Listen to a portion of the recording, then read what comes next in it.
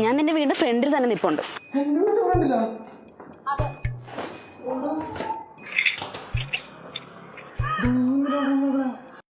ഒന്നെങ്കിൽ നീ എന്നോട് ഇറങ്ങി വരണം, അല്ലെങ്കിൽ നീ എന്നെ വിളിച്ച് അകത്ത് കയറ്റണം. ഇതിനൊരു തീരുമാനമാണ്. ഞാൻ പോവില്ല ഇവിടെ നിന്ന്.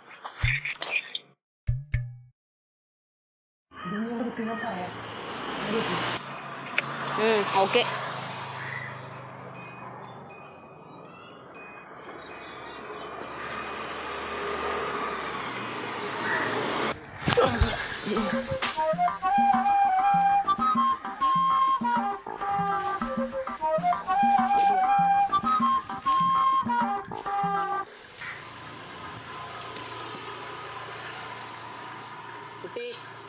കുട്ടി എന്ത് പിടിക്കണേ? കുട്ടി കേട്ടില്ല ഞാൻ പറഞ്ഞത്. അതെ, ഞാൻ ഇവിടുത്തെ ആയുർവേദ ഹോസ്പിറ്റലിൽ നിന്നായിരുന്നു.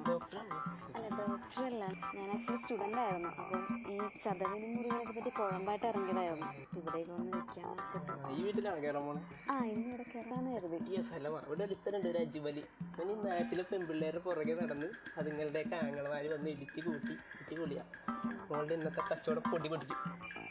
ഇവിടെ തന്നെ കയറാൻ. ആയിക്കോട്ടെ, ഒരു ടെസ്റ്റ് കളിക്കാം. ശരി.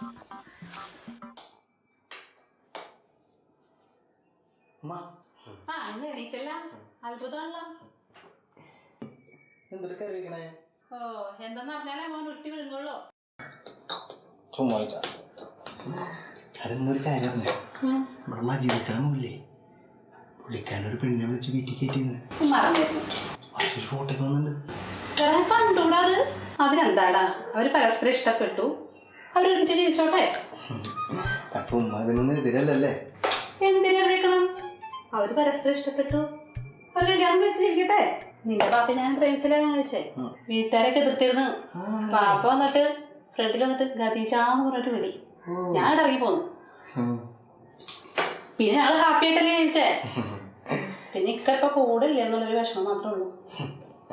എങ്ങനെയാണ് ഉമ്മ, ഞാനൊരു പെണ്ണെ കൊണ്ട് വീട്ടിൽ കയറുന്നതില് ഉമ്മക്ക് എന്താ അഭിപ്രായം? പിന്നെ ഇപ്പഴാ നിന്റെ പാപ്പനെ വിളിച്ചോണ്ടിരിപ്പഴേ നിന്റെ പാപ്പയ്ക്ക് നല്ലൊരു ജോലി ഉണ്ടായിരുന്നു. മജീദിക്കാടെ മോനാണെങ്കിൽ നല്ലൊരു ജോലി ഉണ്ട്. നിനക്ക് എന്ത് തേങ്ങാടുള്ളത്? നീ വല്ല പണിക്ക് പോയി ഇബിലിസേ. ഉമ്മ, എനിക്കൊരു കാര്യം പറയാൻ. ഞാൻ ഒരു പെങ്കൊച്ചായിട്ട് ഭയങ്കര സ്നേഹത്തിൽ അവളെ വീണ്ടും ഫ്രണ്ടിൽ വന്നൊക്കെ ഉണ്ട്. ഞാൻ തൊട്ട് ചെയ്യണ്ടേ?